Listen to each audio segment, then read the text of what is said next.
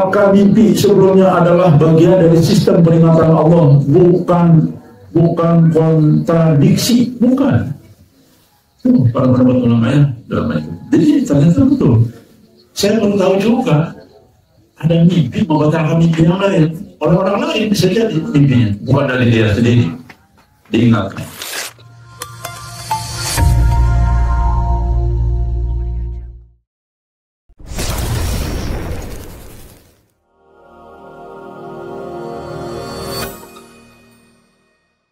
Secara istiqomah kembali ke track tujuan awal dan sebagainya.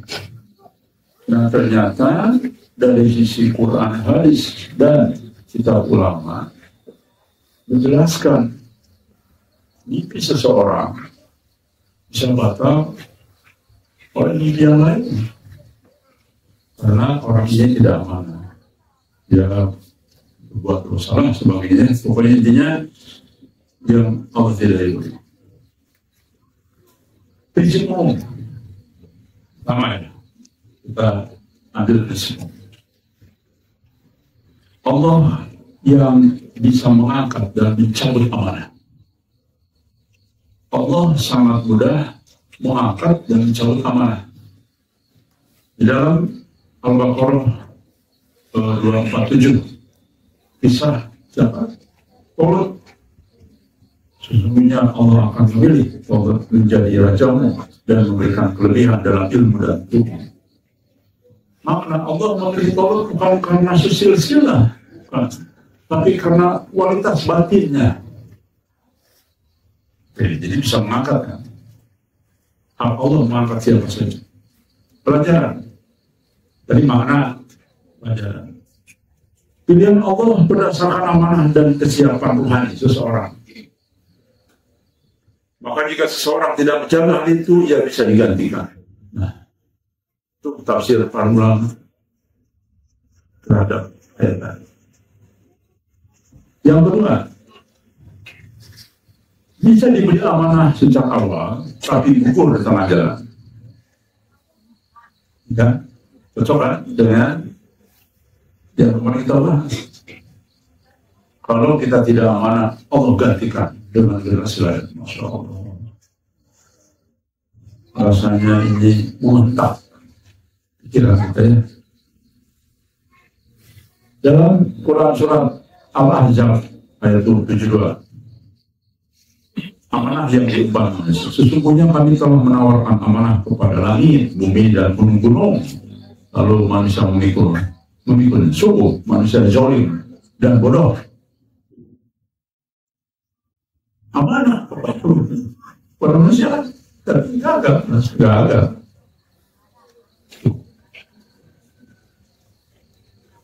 Ini tapi rohaninya ya.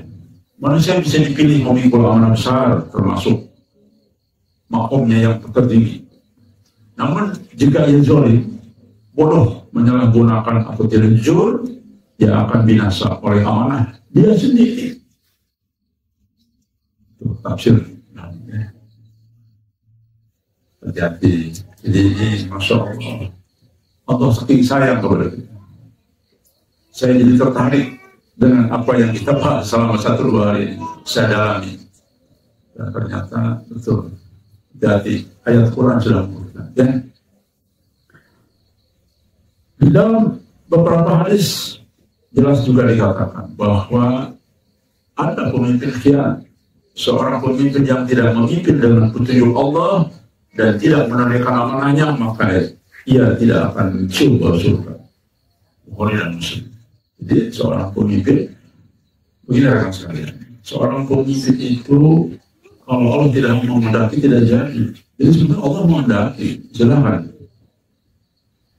Tetapi jika tidak amanah, maka tidak bisa surga. Padahal jadi pemimpin itu Masya Allah, kesempatan surga itu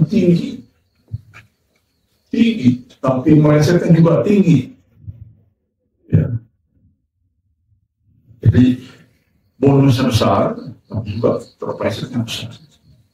Dan kita lihat hari ini hampir semua tidak semua, para pemimpin banyak yang terpleset. karena godaan yang besar. Makanya memang sosok pemimpin di akhir zaman itu harus orang yang betul-betul di training, dididik sama Allah.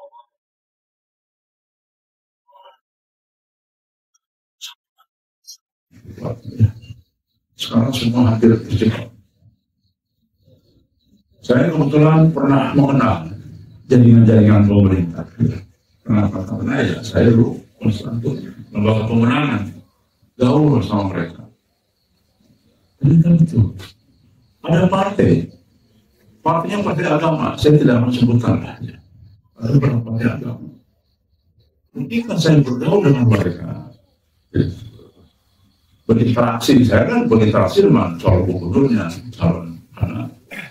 Saya kan membela dia, bukan dengan tim ses bawah-bawahan, enggak, saya langsung. Bahkan saya akses tidak terbatas masuk rumah, kapanpun. Artinya memang saya konsultan harus siap. Bahkan saya minta jam 2 pun kalau bapak tidur harus mau Pak. Oh iya dia nggak apa-apa. Saya kan akses tinggi. Saya cuma potong rambut, lambe. Kan tuh kepalanya buak-buak gitu. Kan kurang ajar itu. Tapi potong rambut nggak apa-apa. Nah persoalan politik itu begitu. Jadi saya paham dunia politik. Walaupun saya tidak terlibat dalam politik. Masya Allah. Saya saksi mata. Orang yang musuh-musuh apa-apa, sama saja. Nggak ada bedanya. Berarti sama saya, sama. Saya kaget loh. Ini kan berjuang, ya, pokoknya selalu bawa agama, partai. Tapi ketika menyangkut godaan, ya sama berarti. Ya, sama aja. Banyaklah, saya tidak perlu urai, ya. Bumi. Makna dari hadis ini adalah orang yang sudah diberi posisi kepemimpinan tapi khianat, bukan hanya gagal, bahkan terancam di akhirat.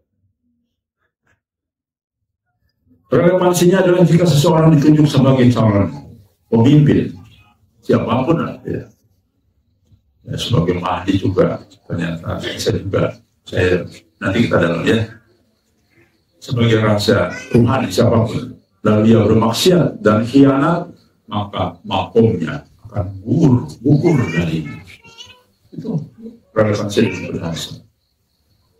Asal ulama dan kaidah tasawuf Imam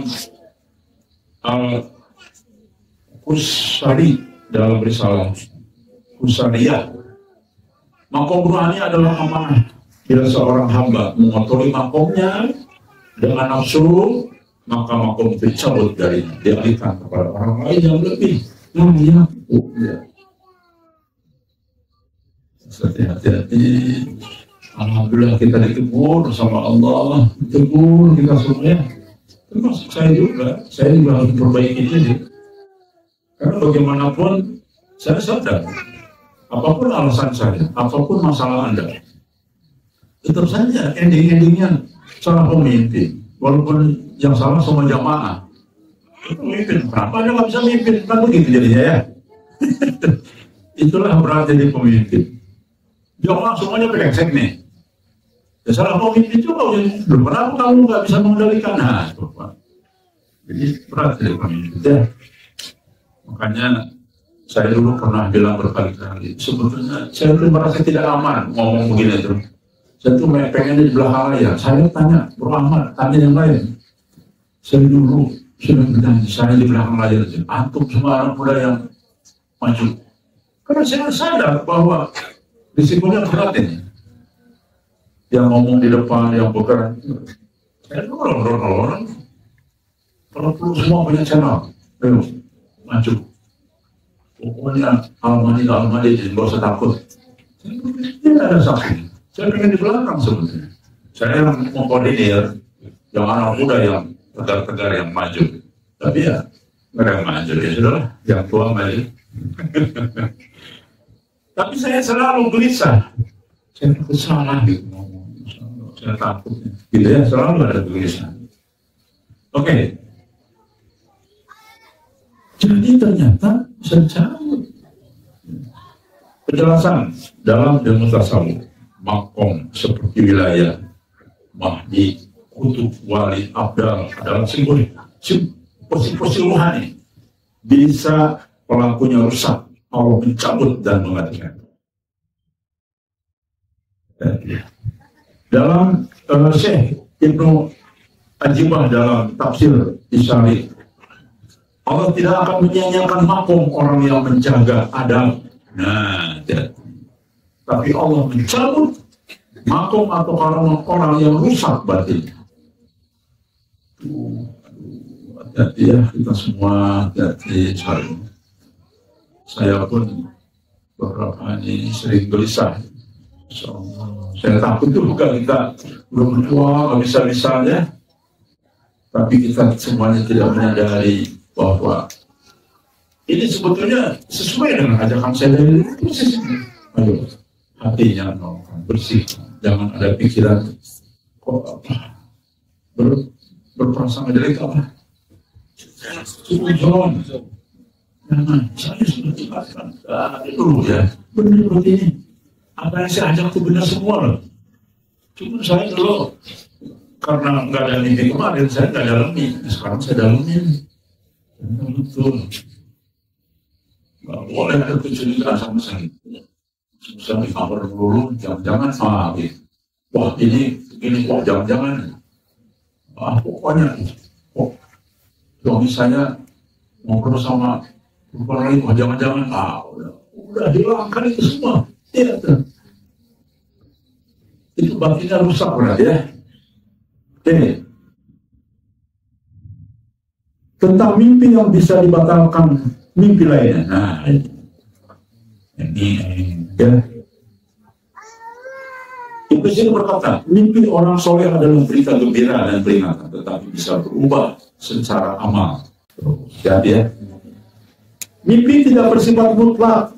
Bisa benar saat itu, bisa batal jika pelakunya berubah.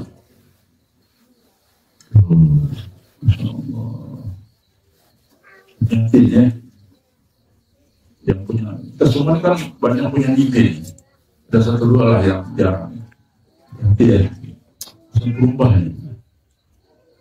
Kemarin sudah kan sebelum kita tema-tema ini kan saya udah ngomong terus ya. Dari sebulan lalu yang hati-hati yang punya mimpi, hati-hati jangan sampai benar ternyata ya. Saya seolah digerakkan oleh Allah untuk bicara itu. Bukti mimpi dibatalkan oleh mimpi lain. Ini dalam kisah Nabi Yusuf alaihissalam bermimpi melihat 11 bintang sujud dalam surat Yusuf ayat 4. Tapi dalam hidupnya, ia berulang kali diuji, dibuang, dan dipenjara. Akhirnya mimpi itu benar, karena Yusuf menjaga amanah dan adab. Jadi uji dulu, bermimpi, diuji sama Allah. Coba kalau tidak lolos nih, Nabi Yusuf, nggak akan jadi. Tapi karena dia jadi uji, dibuang, dipenjara, ya, oleh saudara ya. Andaikan ini tafsiran. Andaikan Nabi Yusuf tergelincir, belum Nabi, andaikan Yusuf tergelincir di tengah jalan, maka mimpinya pun tidak akan jadi kenyataan. Ini menunjukkan bahwa mimpi adalah janji bersyarat. Nah ini penting. Mimpi itu adalah janji bersyarat, catatan itu penting. Ya, bagi kita nih. Apa dalam semangat? Mimpi itu janji bersyarat. Janji apa? Kamu akan jadi begini jika begini. Bukan kepastian mutlak nih. Mimpi itu di semua kita. Saya closing, saya pengen tahu. Benar, ternyata mimpi itu bukan kepastian mutlak. Tapi janji Allah cuma bersyarat.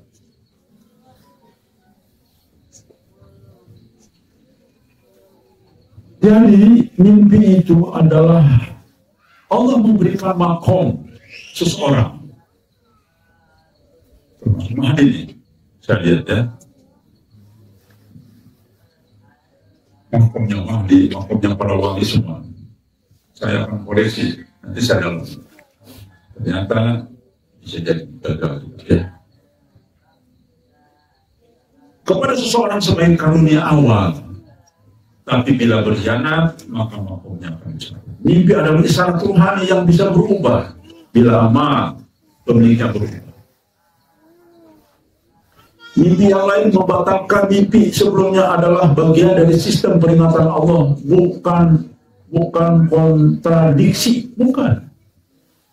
Para pendapat ulama ya, jadi ternyata betul. Saya baru tahu juga ada mimpi membatalkan mimpi yang lain. Oleh orang lain bisa jadi mimpinya, bukan dari dia sendiri. Diingatkan. Jelas tadi Al-Quran hadis orang sepakat bahwa posisi rohani sangat tergantung kepada amanah dan ada batin, Kan sekalian, maka hati-hati sekali ya. Kepada teman-teman yang batinnya di sini belum kenal, masih kadang-kadang saling curiga, bahkan batinnya masih belum sepenuhnya. Ya. Saya akan duluan untuk mulai bercermin. Saya harus duluan. Maka saya mencari apa yang ada dalam mimpi kemarin itu benarnya ternyata masalah. Bagaimana dengan ada jaminan takdirnya nih? Ya, kemarin saya nggak akan ngomong siapa. Pokoknya bagaimana nih? Kalau ada jaminan dalam takdir akan mencapai takdir itu. Jadi apakah ini kontradiksi? Begini, janji Allah itu benar. Tapi ada dua jenis ingat. Ini ya. Janji Allah itu pasti benar, tapi ada dua janji. Ada janji mutlak. Ini janji yang tidak bisa dirubah. Seperti terbit matahari dari barat dan di akhir zaman. Terbit matahari dari barat, di akhir zaman kan terbalik. Pasti itu para ulama mengatakan itu janji mutlak. Kedatangan Dajjal, nah, itu janji mutlak. Munculnya Imam Mahdi bisa jadi personal, bisa jadi peristiwa. Kan sebuah diperkuat sosok dan diperkuat dengan peristiwa. Ini pasti tidak jadi, pasti jadi. Lalu ada janji bersyarat. Yang kedua, janji Allah ya dalam banyak kitab. Saya semua dalam sebenarnya. Ini janji yang bisa berubah jika syaratnya tidak dipenuhi. Contohnya apa? Jika janji kemenangan jika umat bertakwa. Allah masih tahu, kemenangan ya, tapi syaratnya kamu harus bertakwa. Kalau enggak, ya gagal. Ini janji bersyarat ya. Janji pertolongan jika sabar, itu benar. Coba, sabarlah kamu pasti menang. Begitu, Masya Allah. Jadi janji Allah itu ada bersyarat. Bahkan saya baru paham juga. Jangankan sekelas Nabi, ternyata sekelas Nabi saja sama. Saya koreksi kalau gitu. Waktu itu kan saya bilang kecuali amal yang jadi. Ternyata kalau kita lihat dari kitab-kitab ulama, ternyata bisa jadi Mahdi juga ada. Kalau tidak amanah, ya. Betul. Dalam mimpi kosip kan gitu. Masih sebenarnya berubah. Kamu keluar dari gerakan kosip kan gitu. Allah mengajak sabar terus. Ya. Di dalam surat Al-Baqarah ayat 11, sesungguhnya Allah tidak akan mengubah keadaan suatu kaum sampai mereka mengubah apa yang ada pada diri. Ini jadi bersyarat. Oke, satu kaum, kamu akan maju. Berubah dulu lah. Ya betul. Tidak mungkin kita bersaing di dunia kalau orangnya pada malas semua. Ya tidak mungkin lah. Ya. Kemenangan akan diperoleh orang kafir bahkan. Kalau nggak selamanya malas-malasan. Itu betul. Ini artinya janji Allah bisa berubah jika hati pemiliknya berubah. Contoh Nabi yang dibatalkan. Apa coba? Nabi Yunus kan? Beliau pergi dalam keadaan marah kan, lalu dilempar ke laut dan masuk kepada perutikan. Ya, itu bukti lah. Ya, ada satu janji Allah tapi tetap jadi nabi, janji yang lain. Ya. Padahal beliau seorang nabi. Beliau seorang nabi, tapi marah-marah.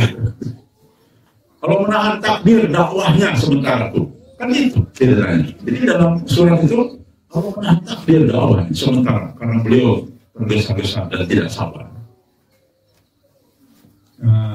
Banyak sabar ya, sabar, jangan tunggu, jangan berasa tusuk. Kalau bukan karena taubatnya, ia bisa gugur sebagai nabi bagi kaumnya tuh.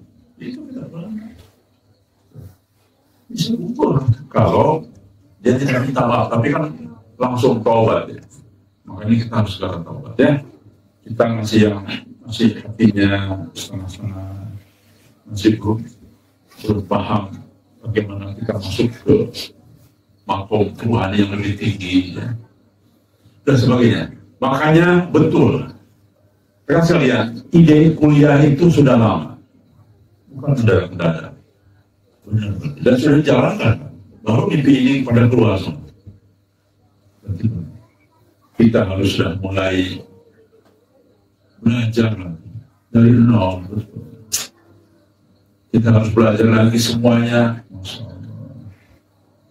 Ya. Maknanya apa? Tadi. Kalau seorang nabi saja bisa ditunda takdirnya karena ketidaksempurnaan adab, apalagi seorang yang mengaku bermimpi, baik siapapun termasuk Mahdi, namun berbuat maksiat, maka bisa Allah tunda atau Allah batalkan. Ditunda ada dalam mimpi Qasim sendiri, ditunda karena lain Qasim bukan benar yang juga ditunda. Nah, ditunda.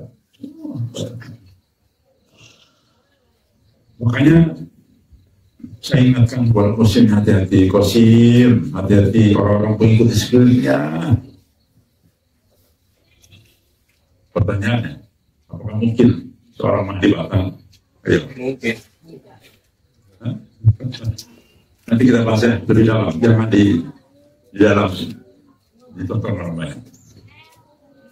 Jika Allah sudah diberi janji dalam mimpi, apakah pasti terjadi? Nah, ini kita jawab. Dalam banyak kitab, ya, resumenya tidak selalu. Karena mimpi bukan wahyu.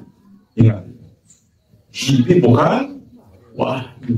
Kabar kenabiannya kecil, hanya 1 dari 46. Makanya banyak diintervensi oleh setan mimpi itu. Ya. Kita dalam keadaan marah mimpi lah, udah. Contoh lah.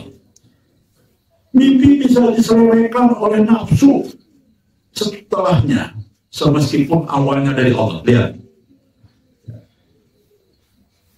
Pertanyaan, apakah janji Allah dalam mimpi pasti akan terjadi? Jawabannya tidak selalu. Karena mimpi bukan wahyu pertama. Kedua, mimpi bersumber dari mimpi bisa bersumber dari ilham. Benar, dengan benar. Tapi mimpi juga bisa diselewengkan oleh nafsu setelahnya, meskipun awalnya dari Allah. Betul. Karena rasa kasihan kepada kita nih, ini dikasih mimpi supaya diingatkan. Tapi ya saya bandel. Udah. Padahal makom kamu itu kalau ngikutin, kamu akan begini. Tapi karena kamu hatinya tidak jernih, tidak bersih, banyak keanehan, nah maka bisa jelas. Ibnu Qayyim dalam Madarij As-Salikin, ilham bisa datang dari Allah, tapi bila hati rusak setelahnya, maka ilham atau mimpi, itu mimpi atau ilham, maka bisa berbalik menjadi fitnah.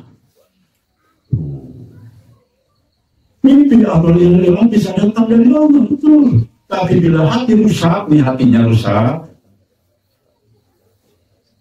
Ini yang saya selalu omongin dari dulu. Dengan bahasa yang lain, ayo zerokan, nolkan, ayo bersihkan hati pikiran kita di sini. Ya. Jangan curiga dulu sama orang lain, sama istri, kalau sama suaminya, curiga dulu. Nah, ini yang berusaha hati-hati nih, ya. Hati-hati. Suami istri hati-hati. Karena Anda jadi walau ya mimpi tentang suami istri yang justru bisa merusak maupun hati-hati ya. Karena persoalan rumah tangga. Tapi kalau di sini sudah harus plong. Karena kita sedang para produsen. Sebab gini, jika istri saya yang bilang atau Hani masih tergantung pikirannya seolah-olah saya lah yang menentukan segalanya. Itu jatuh itu. Kalau sudah di sini, sudah. Suami saya mau ngapain kek, di balik itu saya yang bergantung kepada Allah. Itu harus begitu ya di sini. Hati-hati. Beliau Ibnu Qayyim ini dalam kitabnya mimpi atau ilham dari Allah. Bila hati rusak setelah mimpi maksudnya, maka mimpi ilham bisa berbalik jadi fitnah. Nah, pertanyaannya, katakanlah Al-Mahdi bermimpi, lalu di tengah jalan banyak rintangan yang tidak biasa hangus. Jadi, padahal sudah benar dari Allah, kita mau ngomongkan Allah, karena dia yang begitu, jadi fitnah. Wah, tuh lihat gajah, ya kan? Padahal bukan salahnya mimpi, tapi yang bersangkutan tidak. Imam Al-Ghazali menyatakan terkadang seorang hamba diperlihatkan derajat tinggi dalam mimpinya ini sebagai syarat potensi. Nah, isyarat potensi. Jadi pada potensi itu. Tapi jika ia tidak memenuhi syarat, maka derajatnya itu dicabut. Ya, perhatikan. Insyaallah. Ya. Imam Al-Ghazali kita tahu lah. Ini ulama besar. Tapi para pengikutnya udah jauh dari Imam Ghazali. Para pengikutnya aneh-aneh lah ya, mengikut orang sufi yang itu aneh-aneh. Tapi kalau kita lihat kitabnya, waduh. Ya ini nanti melakukan yang sama. Imam tasawuf juga nanti juga melakukan, tapi udah sama. Aneh-aneh semua. Ya. Masa orang sufi itu, Nabi juga orang sufi. Menjadi ada gelisah, dia mengasihkan diri dari carut-marutnya pada saat itu di Gua Hiro. Itu orang sufi. Jangan sekarang menyendiri kepada Allah. Karena saya tidak sanggup menghadapi itu. Salah satu ciri ya, sederhana hidupnya, walaupun dia kaya ratu saja. Kalau pernah ganti-ganti motor itu aja. Waktu apa saya beli motor baru, orang masih jalan. Nah itu pemikiran langsung kita langsung gitu. Walaupun dia kaya, punya 1.000 triliun, tapi ini untuk memanfaatkan. Ayo bikin bank tanpa riba, nah. Tanpa bunga, pokoknya pinjam 1 juta, kembalikan 1 juta aja. Bahkan kalau orang ini nyungsep, bangkrut, dikasih keringanan, ampun 100%, nah itu baru orang sufi. Walaupun punya bank, tapi pikirannya begitu. Ya, baik, karena bagi orang sufi tidak ada dunia lagi, akhirat semua pikirannya. Mimpi yang berikutnya, mimpi jaminan takdir bisa diuji. Jika seorang bermimpi bahwa Allah menjamin takdirnya akan sampai, maka ini lihat. Berarti seseorang yang dijamin oleh Allah dalam mimpinya ya. Jika seseorang bermimpi bahwa Allah menjamin takdirnya akan sampai, maka itu adalah karunia awal ternyata dengan sekalian. Makanya saya koreksi hal ini, karunia awal. Tapi tetap harus dibuktikan dengan amanah, sabar dan taat. Dari mana? Nih, dalam Al-Quran 214. Apakah kamu kira kamu akan masuk surga padahal belum datang kepada ujian seperti yang dialami orang-orang sebelum kamu? Jadi ini berlaku, ayat ini ternyata berlaku kepada semua. Makanya saya koreksi pernyataan saya.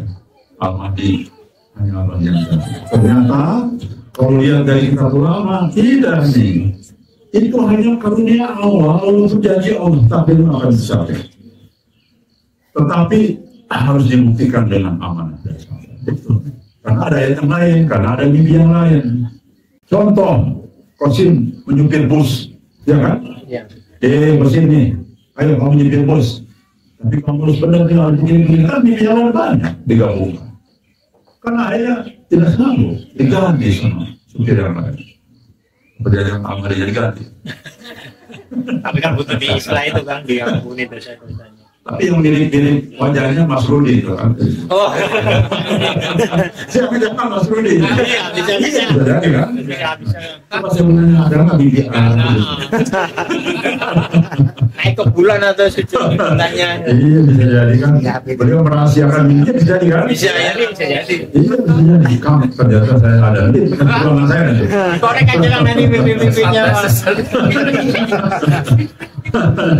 Jadi Masya Allah ya. Tuh lihat.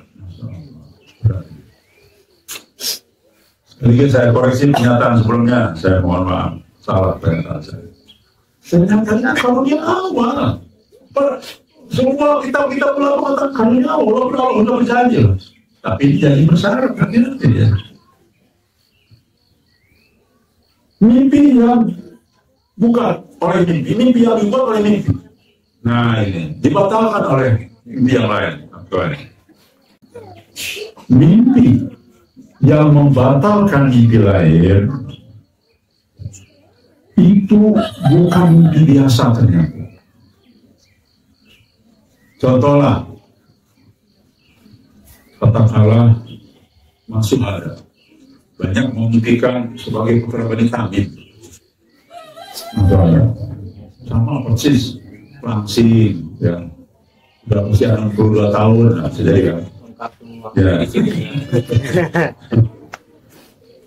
Lalu ada mimpi yang lain yang tidak amanah dosa lah masalah ya ini ternyata dari kata ulama mimpi yang membatalkan lain ini bukan mimpi biasa mimpi pembatal rohani takwim rohani. Di dalam dunia rohani lebih tinggi dari mimpi awal yang dijanjikan posisi orang-orang. Hati-hati semua ya. Jadi mimpi yang membatalkan mimpi lain, ya tadi masih ada ternyata berdosa, masih ada ternyata melakukan apa dalam mimpinya dia. Dan ada mimpi syarat batal itu, jadi batalkan. Akhirnya jadinya jadi rasa sapu jalan misalnya.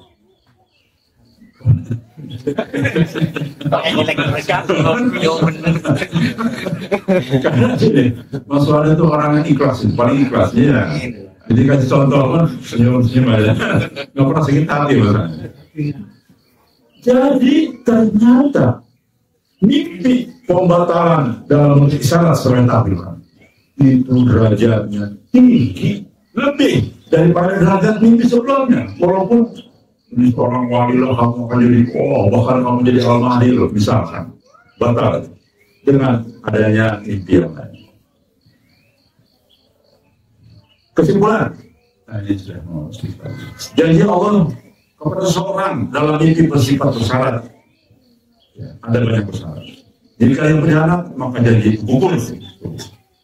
Kesimpulan ya daripada Allah bisa menunjukkan potensi takdir dalam mimpi, potensi berpotensi ini. Tapi jika tidak dijaga, maka Allah bisa mencabut takdir.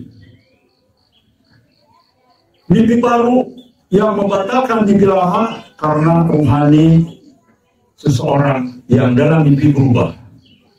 Beberapa wanita misalnya dia berubah. Nah ini loh bisa batal. Ayo, batal.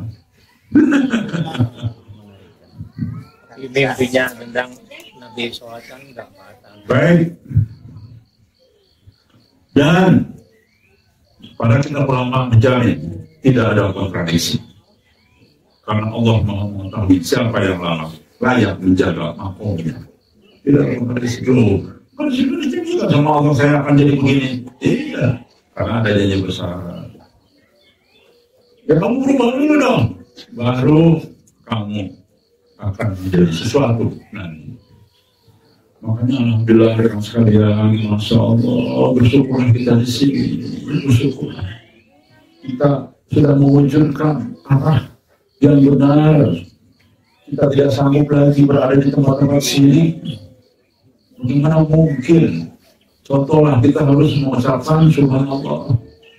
Pasti kita ramai. Saya sudah coba, nggak mungkin mengucapkan subhanallah setiap pada ada foto gambar. Aduh. Benar. Jadi betul kata yang Ashabul Kahfi kan udah sanggup banyak kedua. Banyak lagi maksiat. Belum lagi yang mohon maaf yang aurat. Kemarin kita tidur 3 malam di mana? Di apartemen. Kalimantan City. Waduh. Apalagi udah ngumpul semua. Takdir mimpinya juga. Nah, ini jangan-jangan yang sudah 30 juta apa nih? Jadi tinggal 25 juta lagi jangan-jangan. Baru 3 hari sana. Ya kan? Dan kita tidak bisa menghindari orang lewat depan kita. Jadi gimana? Jujur. Tidak jujur. Jangan kan ada isinya. Sulit percaya sama saya. Kalau baru saya tabrakan mobil. Nggak cuma nama nggak akan bilangnya. Salah berat. Makanya dengan sekalian bersyukurlah, manfaatkanlah ya Allah, berubahlah cepat. Waktu tidak lama lagi mimpi yang ditambah dengan mimpi nanti dalam sholat menunjukkan kebenaran itu. Dan saya merasakan, saya saja merasakan, makanya saya ya Allah, kok teman-teman masih begini juga ya. Dan sadar, saya sudah berkali-kali dari mulut saya jauh sebelum ini. Ayo sadar semua, mulai berubah. Tapi banyak yang lain saya. Betul. Oh, apa yang saya sampaikan sejak dulu nggak benar. Dikasih, mungkin nggak percaya, kasih mimpi semua. Ya. Baik, rekan sekalian, maka dari itulah bersyukurlah kita di sini. Alhamdulillah, pintu sudah terbuka untuk kita. Tinggal bagaimana kita berubah diri, lalu menjadi kelompok yang kuat semua. Beriringan berjalan dalam satu komando, ya. Jangan bikin komando lain, jangan bikin satu komando. Sekali lagi, jangan terlalu percaya diri dengan takdir kita ke depan, tapi selalu gelisah, takut itu. Lihat siapa? Abu Bakar itu siapa? Yang saya yang surahkan ya, jadinya itu. Padahal dia sudah jadi khalifah, bayangkan.